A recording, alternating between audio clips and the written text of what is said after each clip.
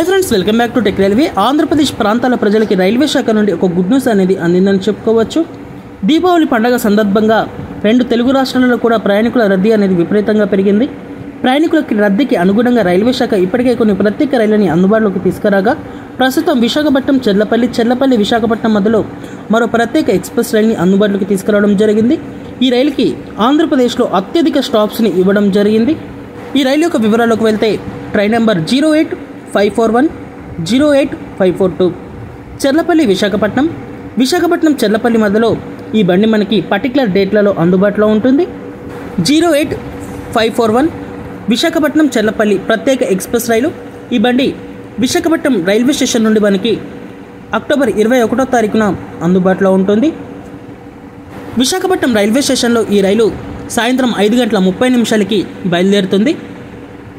మరుసటి రోజు ఉదయం 8 గంటలకి చెర్లపల్లి రైల్వే స్టేషన్కి ఈ బండి చేరుకుంటుంది. ఇంకా తిరుగు ప్రయాణంలో 08542గా ఈ బండి అందుబాటులో ఉంటుంది.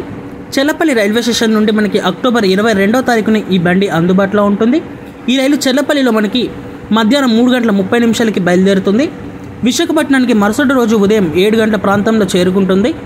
ఈ బండి మార్గం మధ్యలో ఆగే స్టాప్స్ వచ్చేసి ఇటు విశాఖపట్నం దాటిన తర్వాత దువ్వాడ, అనకాపల్లి, యలమంచి, అన్నవరం, సామర్లకోట, రాజమండ్రి, నెడదవోలు, తణుకు, భీమవరం టౌన్, అంకివీడు, కైకలూరు, గుడివాడ, విజయవాడ, గుంటూరు, సత్తెనపల్లి, పిడుగురాళ్ళు, నడికుడి, మిర్యాలగూడ, నల్గొండ, చెర్లపల్లికి ఈ ట్రైన్ చేరుకుంటుంది.